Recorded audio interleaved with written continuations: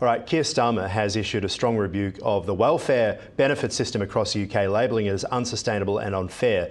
Comes as the government now prepares to announce significant cuts to benefit payments, with long-term sickness and disability costs forecast to hit about £70 billion by 2030. Starmer's urgent call for reform signals potentially the most substantial changes in over a decade. We've got Will Kingston joining us from London talking about this. Usually you don't hear the Prime Minister from the left hitting out at the social benefit system. Usually that's the thing they're pushing.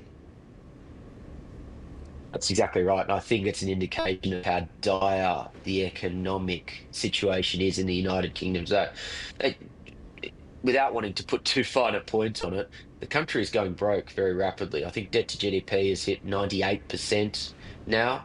Aren't all Western countries, all kind of West, Australia's in the same boat for the same issue. The US is in the same boat, some say for the same issue as well. Is it a Western issue, or is the UK doing something really bad here? It's a Western issue, but I think if you look at the growth forecasts for the US, they look pretty good, notwithstanding what's happening with tariffs. If you look at Australia, the growth forecasts I still think look pretty good. Growth in the UK has been anemic for the last 20 years. The economy has been grown, and if you look at growth relative to the size of the population, it's actually contracted. That's the key difference with the US and with Australia. Australia still had the commodities boom to rely on, or the back end of the commodities boom. The UK hasn't had that. And as a result of that, wages in the UK, I can tell you from my personal experience, are scandalously low relative to cost of living. And a lot of people are really, really hurting. As a result of that, they need to rein in spending. And the incentives on benefits are so incredibly perverse, to the extent that today in the UK, in many parts of the country outside of London, where jobs are few and far between, there are a lot of people sitting on the couch doing nothing. And the amounts that you can get through, say, a sickness benefit or a variety of different sickness benefits, in many instances are higher than the living wage. The incentive to work just isn't there for many, many people. And so this is what he's trying to target. He's trying to basically say there needs to be a real incentive to actually get a job as opposed to just taking a sickness benefit.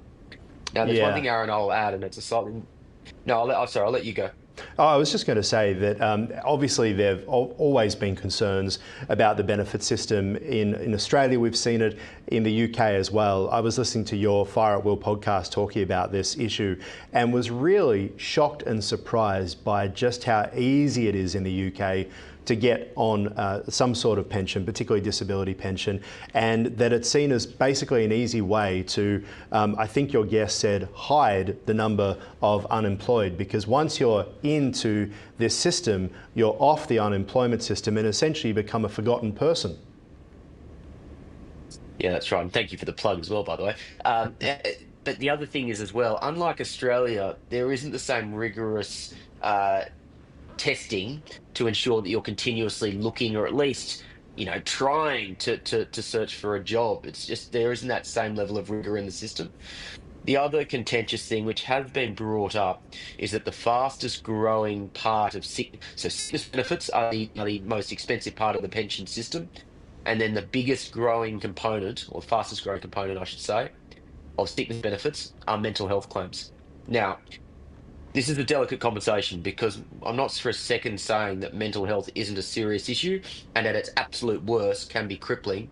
But for the vast majority of people who are suffering from cases of depression or anxiety, actually being active and looking for work can be a very positive thing. And yet at the moment, there are it's very relatively easy in this country to get a diagnosis of anxiety or depression, and then that gets you your sickness benefit. And as a result of that, there's no longer any real need to be able to go back into the workforce. So they need to actually have a really strong look at what basically qualifies as a sickness benefit. And if it's not something which was the original intention of the plan, like, for example, having a broken leg if you're a labourer, then they need to reconsider whether or not that does qualify as something which is stopping you from working. At the moment, it is basically if you can qualify under any sort of particular mental health problem, you can not work and probably get a bigger payment than some people on the living wage. Yeah, very much so, right.